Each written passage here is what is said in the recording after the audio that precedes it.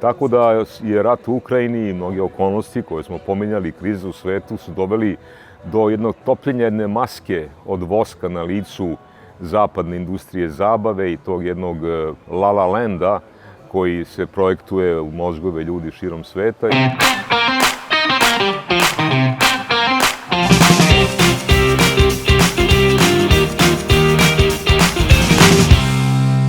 Moj današnji sagovornik je za vreme svog ministarskog mandata ostavio dubok trag u očuvanju srpskog kulturnog nasleđa. Otvorio je vrata muzeja koja su bila zatvorena iz nama ne tako poznatih razloga, pokrenuo raspravu o ćirilici i dokazao i pokazao da je kultura podjednako važna kao i politika. Veliko mi je zadovoljstvo da imam priliku da danas razgovaram sa Vladanom Vukosavljevićem. Hvala vam puno što ste izdvojili vreme za nas. Nema na čemu, hvala vam na pozivu. Mi se, Vladane, sada srećemo drugi put. Prvi put smo razgovarali kada ste bili ministar. Evo, na početku moram da vas pitam, jeste lakše diš? Da, kudikamo. Koliko vam je ta ministarska funkcija olakšavala u neku ruku, a koliko otežavala tu borbu za sve ovo što sam sada navela?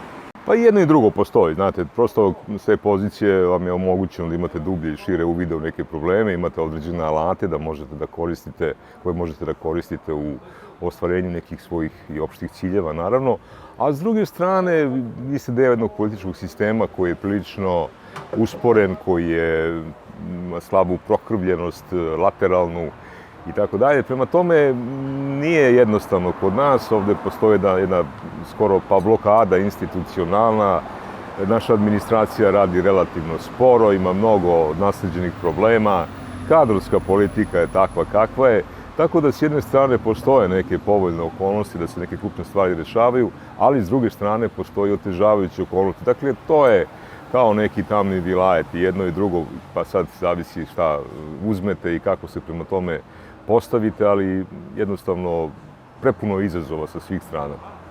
Vladane, koji su to centri moći ili sile koje se trude da izbrišu naše istorijsko i kulturno nasleđe? Znate kako, teško je reći da tu postoji sad neka grupa ljudi koji sedi u nekom podrumu ili u nekoj vili i sad nama radi o glavi i smišlja kako da nam stane na put u nekom smislu. Međutim, Srbija je u jednom veoma teškom položaju jako dugo. Mi smo zemlja koja je premrežena agentima od uticaja, to nisu tajni agenti, ali to su agenti od uticaja, razne nevladine organizacije, razne strane fondacije i druge strukture koje ovde rade govorim samo o sferi kulture sada, koje su tu zadužene da na različite načine otežavaju ili sprečavaju ili onemogućavaju neki od vitalnih razvoj i rešavanje nekih od vitalnih srpskih pitanja, odnosno vitalnih pitanja za srpsku kulturu, kao što je recimo strategija kulturnog razvoja koju nažalost Skupština Srbije nije usvojila, a mi smo je uradili, i razne druge stvari koje se tiču identitetske kulturne politike. Dakle, ne postoji jedan centar moći, ali postoji disperzija različitih faktora koji utiču da se nešto uspori, spreči, oteža, izvrgne ruglu i na neki drugi način onemogući. Sada, koliko nemate jasnu sliku o tome ko radi na taj način i šta su vam prepreke, vi onda lutate i idete u krug bez mogućnosti, kao u nekom lavirintu ste. Međutim, mislim da jedna odlučnija politika s tim u vezi može da dovede do pomaka, ali Srbija je kao Guliver sputana različitim kanapima, uvezana. Tu postoje različiti pritisci, i diplomatski, i paradiplomatski, i politički, i finansijski, tako da je borba na polju srpske kulture za njene interese jedna vrlo teška borba i zahteva mnogo različitih osobina i spremnosti i veliki broj ljudi koji je kadar da u tome učestvuje. Tako da mislim da smo u jednom položaju koji nije ohrabrujući trenutno, ali da, eto, dolazi mlada generacija, dolaze novi ljudi, ima nekih vetrova koji mirišu na pozitivno, na promene, na bolje shvatanje, bolju percepciju našeg položaja. Tako da vredi biti optimista, ali s druge strane realnost ne uliva neku veliku nadu. Kako vidite trenutnu geopolitičku situaciju u svetu? Vidimo da su žarišta na sve strane, od rata u Ukrajini, situacije u Gazi, masovni protesti širom Evrope, politička ubistva u Americi. Situacija je vrlo nestabilna, to je sasvim jasno. Ona u nekim svojim aspektima liči ili asocira na situaciju u Evropi i u svetu koja je bila sredinom 30. godina prošlog veka i koja je dovela do velikog ratnog sukoba globalnih razmera. Ne znači da će ovog puta biti tako, neke su se okolnosti malo promenile, ali deluje da svet prosto srlja u neku vrstu visokog stepena konfrontacije i neku vrstu novih sukoba na svim tačkama između mnogih subjekata koji su aktivni.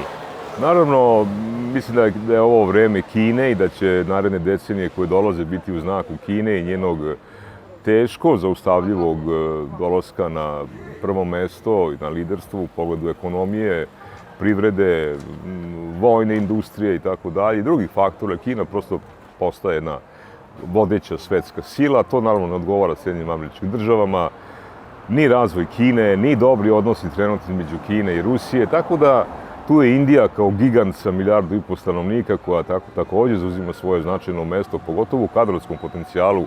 Oni su talentovan narod koji ostvaruje odlične rezultate u nauci, tako da budućnost gledamo kroz tamu, što bi rekao naš veliki istoričar Ekmičić. Nadamo se da će zdrav razum prevladati, ali s druge strane istorija nam ne daje pravo na neki preveliki optimizam, budući da su svi faktori koji mogu da dovedu do jednog velikog sukoba, nažalost i vojnog, prisutni i umjesto da se smiruju, oni se pojačavaju iz dana u dan. Ratni sukob u Ukrajini je izvukao na čistac mnogi aspekte jedne ranije skrovite i možda ne tako dobro vidljive politike, jednog antiruskog jednog fanatizma koji postoji tradicionalno u Velikoj Britaniji, ali sada i u Nemačkoj, u Poljskoj, i u Baltičkim zemljama i tako dalje. I prisustvujemo jednom ustanovljavanju jednog novog svetskog poretka i novog odnosa snaga. Taj novi odnos snaga još uvek nije uspostavljen. Stari poredak je praktično izgubio svoj elan i svoju snagu i svoju superiornu moć, a novi poredak još uvek nije zauzeo mesto starog. Tako da je ovo sad jedno vreme između koje, kao svako vreme tog tipa, donosi veliku nestabilnost i izaziva promene u čitavom svetu. Srbija se tu nalazi između čekića i nakovnja, naš položaj je tradicionalno između dve tektonske ploče. Mi smo za zapad mali Rusi na Balkanu, kako oni to vole da doživljavaju, i sve ono što ne mogu i ne smiju da rade velikoj Rusiji, mogu da rade malim Rusima, to je Srbiji, to je s nama. A s druge strane, naš položaj je takav da smo mi okruženi zemljama koje nam u istoriji nisu bile prijateljske. I to je prosto jedna realnost u kojoj mi moramo da obitavamo i da se borimo. Nadamo se ostaje da se nadamo da ćemo izbeći neke ratne sukobe, ali sve one sile s kojima smo imali problema pre 100 godina i pre 120 godina i danas postoje i danas su stvari u svojoj dubokoj suštini nepromenjene i nepomerive. Tako da pojavni oblik je drugačiji, nove su okolnosti, novo je vreme, ali stare sile deluju protiv starih protivnika. Tako da treba imati duboku percepciju svega toga i treba će nam mnogo pameti, mnogo mudrosti i jedna dobra strategija, ali to je sve lako reći, ali je teško ostvariti. Srbija je također u jednom konfuznom stanju, političkom i svakom drugom, tako da dolazi nam jedno turbulentno, idemo u susret jednom turbulentnom vremenu i bit će potrebno veliki napor i puno sreće da iz toga izađemo neoštećeni.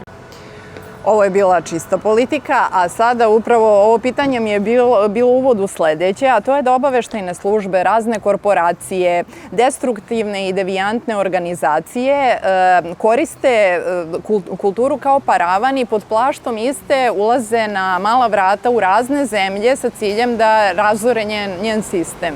Možemo da uzmemo za primjer tu woke kulturu u Americi. Na koji način da čovek, posmatrač običan,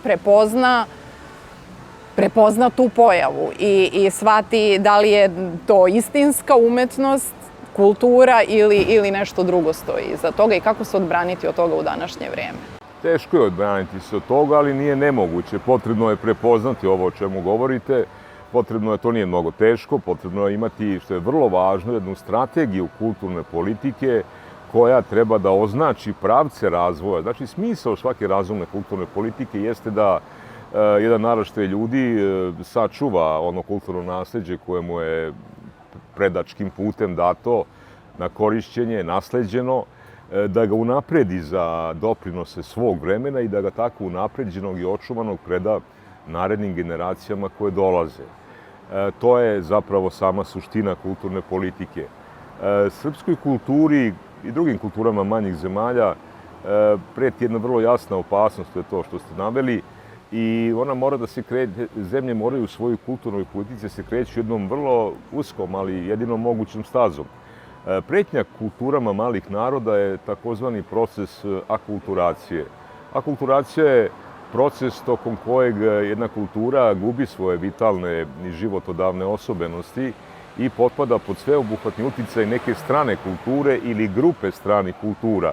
To se vidi u jezičkoj politici, u umetnosti, u filmu, u književnosti, u vizualnim umetnostima i tako dalje, u svim drugim aspektima umetnosti i kulture. Tako da akulturacija znači da se gube osobenosti sopstvene kulture, a preuzimaju aspekti i atributi stranih kultura ili jedne strane kulture. Naravno, preuzimanje atributa strane kulture nije moguće u potpunosti, na svu sreću naravno, ali i nekritičko preuzimanje zapravo jednu kulturu odvaja od njenog korena i pokušava da je presadi u neko drugo podneblje, da se tako izrazim, koje nikada ne može da bude ni autentično, ni originalno, a samim tim ni kvalitetno.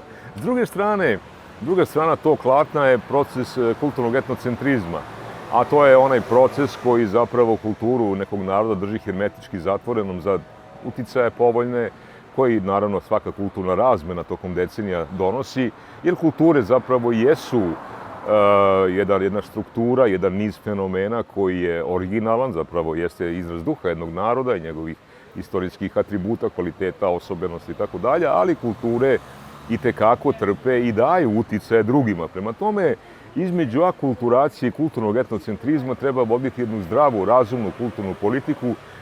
Srpski narod ima itekako čime da se ponosi, imamo bogato i raznovrsno kulturno nasleđe kome, nažalost, zbog malog izdavanja za kulturu ne posvećujemo dovoljno pažnje, ali naše stvaralaštvo, naša umetnost je pokazala veliku vitalnost u teškim vremenima.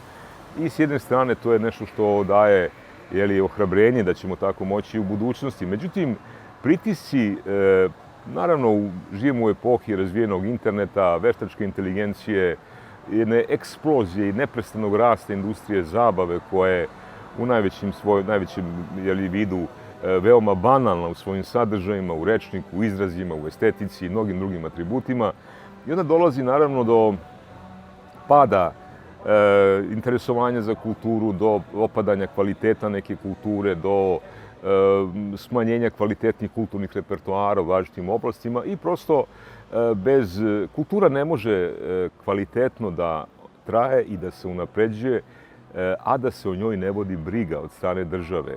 Država nije izvor kulture, ali država jeste izvor sredstava koji mogu u određenoj meri uz pametno vođenu politiku da pomognu kulturni razvoj, da sačuvaju vitalne elemente sopstvene kulture, da ga i naravno da to bude naš, hajde da kažem malo metaforički, naš pasoš i naša propusnica za trajanje na istorijskoj sceni. Izazovi su veliki, talasi, tsunami i banalnosti stižu sa svih strana. Jednostavno to se vidi u današnje vreme po mnogo čemu i po produkciji i po kvalitetu. Jednostavno ovo nije, ne mislim samo u Srbiji, nego i u Evropi pa i u svetu, ali ajde mi gledamo Srbiju, ovo nije vreme velikih romana, nije vreme velikog slikarstva, nije vreme velikih filmova. Prosto vidi se da je jedno nadahnuće umetničko počelo da posustaje i zapravo da se prilagođava ukusu jedne izlomljene banalnosti, jednog sveta koji više nije celina, nego nekako leži u krhotinama, bez neke sveobuhvatne filozofske ili estetske ili moralne ideje koje može da ga obuhvati, da iz njega izvuče sve potencijale. Ali to su naravno složena pitanja i komplikovani problemi, ali bitno ih je uočiti. Kog svetskog lidera biste izdvojili kao najvećeg borca za očuvanje kulturnog identiteta kao jedne nacije, zapravo najboljeg čuvara tog svog kulturnog nasleđa? Pa, znate kako, mi možemo da imamo različite ukuse s tim u vezi, ali vrlo je primetno da Kina ulaže ogromne, ali i vidljive i napore koji daju izuzetno dobre rezultate. Kina posvećuje veliku pažnju zaštiti kulturnog nasleđa. Kineske ustanove kulture su u dobrom finansijskom statusu, školuje se veliki broj stručnjaka koji dobiju dolična mesta u sistemu kulture Narodne Republike Kine i naravno to omogućava Kini da na prvom mestu uspeva da zaštiti svoje ogromno kulturno nasleđe koje traje u neprekinutom kontinuitetu sigurno 3000 godina.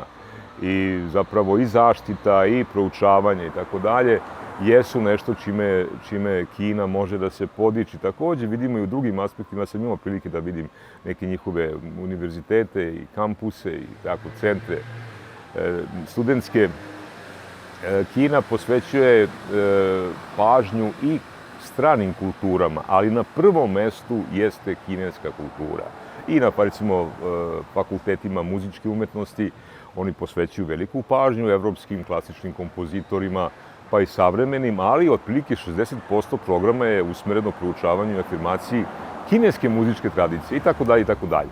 I kad vidite kineske kulturne poslanike, vi vidite svesne, jasne, glasne, sposobne, obrazovane ljude koji imaju fondove, koji imaju strategiju, koji znaju, koji prosto su nosioci jedne kulturne misije. Isto ili vrlo slično mogu da kažem i za Rusiju. Rusija je u posljednjih 20 godina doživjela pravu renesansu kulturne politike sa istim, ajde da ne ponavljam sve ove stvari koje sam rekao za Narodnu Republiku Kinu, ali dobro, Rusima je lako, zato što je njihovo kulturno naslijeđe bogato, raznovrsno, ima globalni uticaj i književnost i naravno slikarstvo i mnogi drugi aspekti umetnosti su u Rusiji bili tokom posljednjih nekoliko stotina godina vrlo naglašeni. Ali, pošto kultura jeste fenomen satkan od raznovrsnosti, u Rusiji se velika pažnja posvećuje i bibliotekarstvu i arhivistici i muzeologiji i tako dalje i tako dalje. Prema tome, to su, hajde sad ako kulturna politika zavisi od lidera, možemo reći da oni daju možda osnovni ton ili neke osnovne strateške tonove. Lideri te dve zemlje se mogu uzeti kao lideri čiji se rezultati rada na polju kulture ili rezultati rada njihove politike strateške mogu jasno zapaziti i čine veliku, kako bih rekao, od toga njihovi države i narod imaju veliku korist, ali ne samo njihovi, nego i globalno svetska kultura može da crpi značajne uticaje, da ima duboke uvide u doprinose koje su te dve kulture dale i civilizacije dale svetu. Ima sigurno i drugih primjera. Jednostavno, postoji neke evropske zemlje, u Finskoj je to recimo solidan slučaj, solidan primjer. Naravno, Italija ulaže dosta sredstava, Grčka, ali dobro, to su kolevke evropske civilizacije, pa onda imaju prilično neograničene fondove. Tako da ima uzornitih zemalja i uzornitih kulturnih politika, ima i drugih, naravno, ali eto, kažem, naša Srbija se nalazi u nekom plićaku gde se koprca za malo vazduha i sa vrlo oskudnim finansijskim sredstvima i prosto razgovor o srpskoj kulturi, bez obzira koliko je vrlo često i zanimljiv, i podsticajan, i inspirativan, ali on je uvek prožet nekom setom ili nekom tugom, zato što mi nikako da postanemo, barem naše političke elite, nikako da postanu svesne toga da sa minimalnim izdavanjima za kulturu se nanosi maksimalna šteta čitavom društvu. Ta šteta nije merljiva na dnevnoj bazi, nije merljiva ni na godišnjoj bazi, ali na dekadnoj bazi ona je iz decenije u deceniju vidljiva, primetna i poražavajuća. Prema tome, nije novac jedini uslov za kulturni razvoj i očuvanje kulture i kulturni razvoj, ali je jedan od nekoliko neizostavnih faktora, presudnih faktora. Prosto dolazi do oseke, do stagnacije i onoga o čemu sam već prethodno govorio. Prema tome, imamo na koga da se ugledamo, imamo primjere, imamo modele. Kulturna politika nije kvantna fizika, tu nema nekih nedokučivih fenomena, postoji samo obrazovanje, briga, trud, stručnjaci, kadrovi, strategija i tako dalje. Prema tome, zna se šta i kako bi trebalo da se radi, a zašto mi to ne radimo u punoj meri je pitanje za one koji donose odluke o tome. Vratit ćemo se na nas, ali kad smo došli već do Rusije, da se samo tu malo zadržimo, ruska kultura je osetila sankcije na svojoj koži podjednako kao i ruska ekonomija i privreda. Kome to, Vladane, i zbog čega toliko smetaju Čajkovski, Dostojevski, Tolstoj, Čehov? Ljubiša Ristić mi je u jednom intervjuu rekao da je kultura opasnija od atomske bombe. Da li vi delite to mišljenje? Pa dobro, ne znam tačno na šta je mislio kad kaže, ali kultura ima sigurno veliku snagu. Naravno, pretpostavljam da je mislio na pozitiv, atomska bomba ima razornu snagu, ali kultura ima tu snagu zaptivenu u sebi i jednostavno pravilno korišćena i pravilno usmeravana. Kultura i kulturni razvoj mogu da daju veoma pozitivne rezultate koji su snažna inspiracija i podstrek razvoju čitavog jednog društva. Što se tiče ove cancel culture koncepcije rusofobne na zapadu, teško je to objasniti aršinima svakodnevice i običnim zdravim razumom. Reč je jednoj fobiji, reč je jednom ludilu, slobodno mogu tako da kažem, koji se, kad je Rusija u pitanju, ne dešava prvi put na evropskoj sceni. Mi smo vidjeli da mnoge od nekoliko moćnih zemalja, zapravo Zapadne Evrope, su u svojoj istoriji imale talase i eksplozije i rasističke politike i jedne politike progona Jevreja, progona neistomišljenika, religijske isključivosti koje su malo kasnije minule, ali tinjeju ispod površine, ali napad na rusku kulturu, njena zabrana, proterivanje ruskih kulturnih poslenika i umetnika iz Berlina, Milana i tako dalje, je nešto zbog čega Evropa treba da se stidi. Ali ispod površine ovog sveta, zabave, marketinga, novca, šarene garderobe, brzih automobila, dobre hrane i tako dalje, postoje stari stavovi i principi koji se nalaze u temeljima politike moćnih evropskih zemalja. Ta politika, pored ostalog, tvrdi i govori o tome da je Rusija neprijatelj. Ali naravno, rusofobija je jedan vrlo vidljivi i najvidljiviji aspekt slavjanofobije, da tako kažem, jednog antagonističkog stava koji zapadna civilizacija, ne kultura, ali civilizacija Zapada, znači njen politički izraz, ima jednu rezervu, jednu hladnoću prema Slovenima generalno, ali naravno prema Rusima kao najjačem i najvećem predstavniku slovenske kulture i tradicije. Tako da je rat u Ukrajini i mnoge okolnosti koje smo pominjali, krize u svetu, su doveli do jednog topljenja jedne maske od voska na licu zapadne industrije zabave i tog jednog La La Landa koji se projektuje u mozgove ljudi širom sveta i mi smo vidjeli zapravo šta je pravo lice duboke političke strukture Zapada. Verujem da Rusi to znaju, zapravo siguran sam da znaju. Oni se bore protiv toga na jedan jedini mogući način, to je razvoj i unapređenje sopstvene kulture, a nama ostaje da se borimo za interese naše kulture, jer u krajnjoj liniji iskustva koja Rusija trpi u ovom slučaju već koliko sutra mogu da postanu i naše iskustva. Nadamo se da neće, ali ti programi i ti repertoari su već viđeni i zato moramo da budemo spremni na veće iskušenja od sadašnjih. Ostali ste poznati po hrabrom kritičkom stavu prema reality programima. Hoće li kultura, Vladane, pobediti reality? Nisam siguran. Reality programi, to je jedan generički naziv za grupu programa koja se emituje na našoj televiziji, ali u širem smislu i suštinski gledano reč je o to da su to programi banalnog sadržaja koji uvode u život građana, u njihove misli, u njihove emocije, jezik psovki, jezik vulgarnih svađa, jezik skarednog ponašanja i govora. I to je jedan to zapravo pobuđuje najniže instinkte kod ljudi. Naravno, oni koji brane, koji su advokati takve medijske politike, koja je uspešna u marketinškom smislu i donosi nesumnjive prihode, će reći da se zapravo izlazi u susret osnovnim težnjama ljudi, da ljudi ne bi to gledali, da im se ne dopada. Što je naravno jedna, kako bih rekao, otrovno stanovište koje nije netačno, ali je demagoško iz sljedećih razloga. vrlo je moguće da najveći broj ljudi na neki način ima poriv da gleda prostakluke ili da gleda nasilje, da bude iz udobne fotelje u svojoj sobi posmatrač nečijeg sukoba, verbalnog ili fizičkog, i da se govori jezikom psovki o najbanalnijim životnim temama.